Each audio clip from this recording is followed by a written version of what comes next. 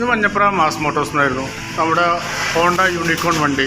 നമ്മളത് starting complaint ആയിട്ട് പോയിട്ട് എടുത്തിട്ട് വന്നതാണ്. അപ്പോൾ സ്റ്റാർട്ടിങ് കംപ്ലൈൻറ്റ് ചെക്ക് ചെയ്യാൻ വേണ്ടിയിട്ട് നമ്മൾ കയറ്റിയിട്ടുണ്ട്. അപ്പോൾ അതിൻ്റെ സ്റ്റാർട്ടിങ് കംപ്ലൈൻറ്റ് മെയിൻ കംപ്ലൈൻറ്റ് കാണിച്ചത് കംപ്രഷൻ ലീക്കേജിൻ്റെ ഒരു കംപ്ലൈൻറ്റാണ് കാണിച്ചിരുന്നത്. കംപ്രഷൻ കിക്കർ നമ്മൾ സ്റ്റാർട്ട് ചെയ്യുന്ന സമയത്ത് കിക്കർ ഫ്രീ ആയിട്ട് താഴ്ന്നു പോകുന്ന കംപ്ലൈൻ്റ് ആയിരുന്നു. അപ്പോൾ അത് കംപ്രഷൻ ലീക്കേജിന് കംപ്രഷൻ്റെ കാരണം പറഞ്ഞാൽ ഈ ഹെഡിൽ കാർബണിൻ്റെ അളവ് കൂടിയിട്ട് വരുന്നൊരു കംപ്ലൈൻറ്റാണത്. അത് ശരിക്കും പറഞ്ഞു കഴിഞ്ഞാൽ നമുക്ക് ഈ ഒരു ഹെഡിൻ്റെ പോർഷൻ അയച്ചിട്ട് വാൾവൊക്കെ സ്വീറ്റ് ചെയ്ത് റീസെറ്റ് ആക്കണം. ഓരോ 25,000 കിലോമീറ്റർ ചെയ്ത് പോകുന്ന ഒരു വർക്കാണത്. അതിൻ്റെ ഒരു കംപ്ലൈൻറ്റാണ് ഈ സ്റ്റാർട്ടിങ് കംപ്ലൈൻറ്റ് കാണിച്ചത്. അതാണ് റണ്ണിങ്ങിൽ ഓഫായി പോകുന്നത്.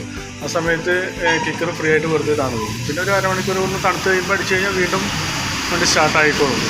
പക്ഷേ റിപ്പീറ്റ് ഈ കംപ്ലൈൻറ്റ് കാണിക്കും. നമുക്ക് ആ ഡീകാർബണേഷൻ ചെയ്ത് കഴിഞ്ഞാലാണ് ആ കംപ്ലൈൻറ്റ് നമുക്കത് പൂർണ്ണമായിട്ട് മാറ്റാൻ പറ്റുള്ളൂ. അപ്പോൾ അത് ചെയ്താലാണ് ആ കംപ്ലൈൻറ്റ് മാറുന്നത്. എന്നാലും നമ്മൾ അതിൻ്റെ പ്ലഗും കാര്യങ്ങളൊക്കെ ഒന്ന് ജസ്റ്റ് ഒന്ന് ചെക്ക് ചെയ്ത് പോകേണ്ടത്. പ്ലഗ് നിലവിൽ വേറെ കുഴപ്പമൊന്നുമില്ല. പ്ലഗ് നമുക്കത് ക്ലീൻ ചെയ്തിട്ടാൽ മതി. വേറെ കുഴപ്പമൊന്നും കാണിക്കുന്നില്ല, വേറെ കംപ്ലൈൻറ്റ് ഒന്നും.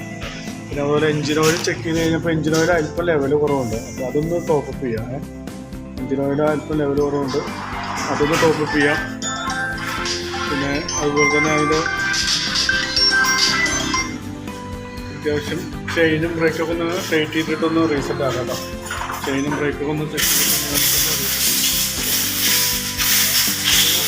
ഇപ്പോൾ വരുന്ന വർക്കിൻ്റെ ഒരു എസ്റ്റിമേറ്റ് പറയാം. ഉണ്ടാവില്ല. അതൊരു ഒരു റിലേയുടെ ഒരു ഫ്യൂസ് പോയിരിക്കുകയാണ്. ഇവിടെ നിന്നൊരു റിലേയുടെ ഫ്യൂസ് പോയിരിക്കുകയാണ്. അതൊന്നും തൽക്കാലം നമുക്കൊന്ന് ഫ്യൂസൊന്ന് മാറ്റി റീസെറ്റ് ആക്കിയിട്ടുണ്ട്.